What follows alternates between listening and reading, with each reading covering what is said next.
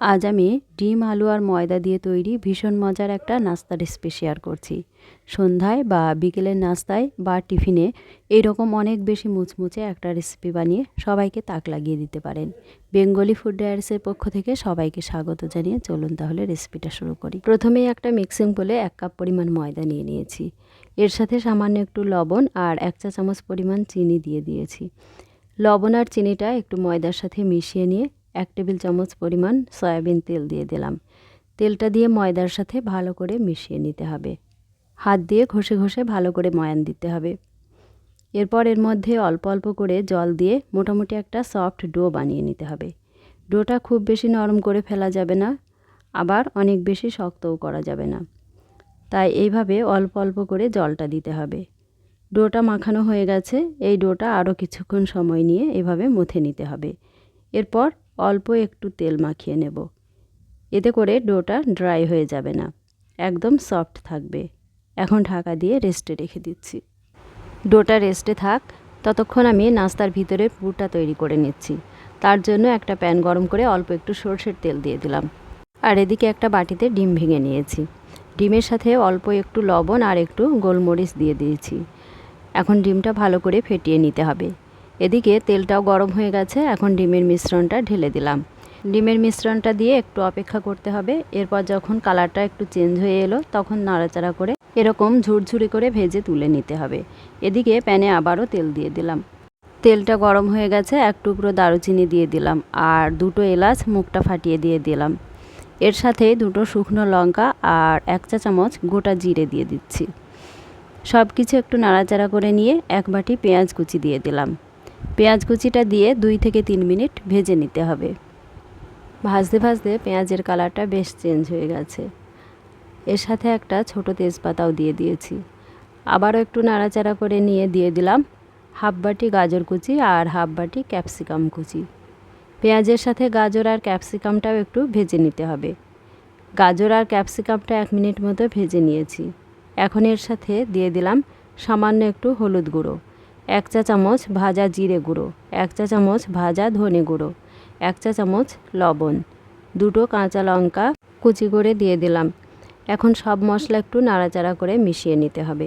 চাইলে এর সাথে একটু আদা আর রসুনের পেস্টও ব্যবহার করতে পারেন, তবে আদা রসুন ছাড়াও কিন্তু খেতে দুর্দান্ত লাগে। এখন এর সাথে 1 বাটি আলু কিউব করে কেটে নিয়ে দিয়ে দিলাম। আমি এখানে একটা বড় সাইজের আলু খোসা ছাড়িয়ে কেটে নিয়েছি। আলুটাও মশলার সাথে ভালো করে কষিয়ে নিতে হবে।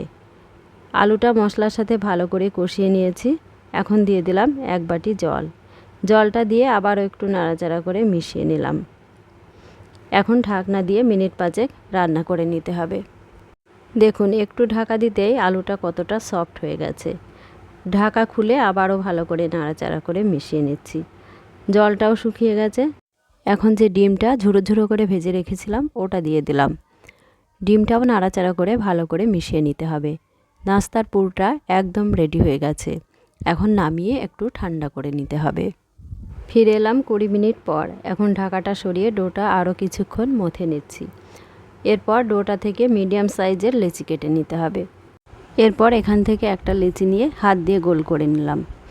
এরপর হাত দিয়ে চ্যাপটা করে নিয়েছি। এখন এই 2 দিকে ভালো করে ময়দা লাগিয়ে বেলে নিতে হবে। এইভাবে বেলুন দিয়ে বেলে নিতে হবে। মোটামুটি একটু ছোট করেই রুটিটা বেলে নিতে হবে, তবে রুটিটা খুব একটা মোটা হবে না, একটু পাতলা করেই ছোট ছোট করে বেলে নিতে হবে। একইভাবে ছোট ছোট করে সবগুলো রুটি তৈরি করে নিয়েছি। এখন এখান থেকে একটা রুটি নিয়ে নিয়েছি। এখন একটা ছুরি দিয়ে রুটির চারিদিকটা কেটে নিচ্ছি। অর্থাৎ এই গোল রুটিগুলো চারিদিকটা কেটে চৌকো করে নিতে হবে। একইভাবে বেশ কয়েকটি সিট তৈরি করে নিয়েছি। এখন একটা চৌকো সিট নিয়ে এক প্রান্ত থেকে এইভাবে ছুরি দিয়ে কেটে নিতে হবে। একটা সাইড এইভাবে একটু কেটে ডিজাইন করে নিতে হবে। এরপর ডিজাইন করা সিটের মাঝখানে যে স্টাফিংটা তৈরি করে রেখেছিলাম ওটা দিয়ে দিলাম। মাঝ বরাবর হাত দিয়ে একটু লম্বা করে দিতে হবে। এরপর সিটের চারিদিকে সামান্য একটু জল লাগিয়ে নিতে হবে, তাহলে খুব সহজেই এটা লেগে যাবে। জলটা ভালো করে লাগিয়ে নিয়েছি। এরপর এই প্রান্তটা ধরে ফোল্ড করে দিতে হবে। তারপর আঙুল দিয়ে চেপে সিল করে দিতে হবে, যাতে পুরটা বার হয়ে যেতে না পারে। ভালো করে সিল করে নেওয়া হয়ে গেলে আবারও একটু জল চারিদিকে লাগিয়ে নিতে হবে।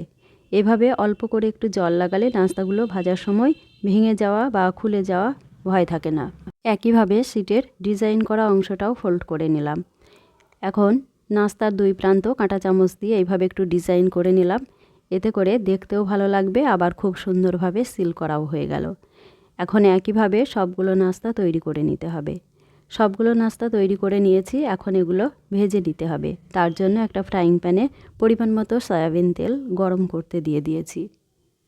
গরম তেলে নাস্তাগুলো একটা একটা করে দিয়ে দিচ্ছি। আর এই সময় চুলার ফ্লেমটা লো টু মিডিয়াম করে রাখতে হবে। নাস্তাগুলো 1 মিনিট ভেজে নেওয়ার পর একটা একটা করে উল্টে দিচ্ছি। তাহলে আর ভেঙে যাওয়ার ভয় থাকে না, আর ডিজাইনটাও খুব সুন্দরভাবে ফুটে উঠবে। আর মাঝে মাঝেই এগুলো উল্টে পাল্টে দিতে হবে, যতক্ষণ না একটা গোল্ডেন ব্রাউন কালার আসছে। এইভাবে উল্টে পাল্টে ভাজতে ভাজতে খুব সুন্দর একটা কালারও চলে এসছে, আর রোলগুলো খুব ক্রিস্পি হয়ে গেছে। 2 পিঠ এরকম কালার চলে আসলে বুঝতে হবে নাস্তাগুলো রেডি হয়ে গেছে। এখন নাস্তাগুলো তেল ঝরিয়ে তুলে নিচ্ছি। এখন থেকে এইরকম ক্রিস্পি রোল বাড়িতে খুব সহজেই বানিয়ে নিতে পারবেন।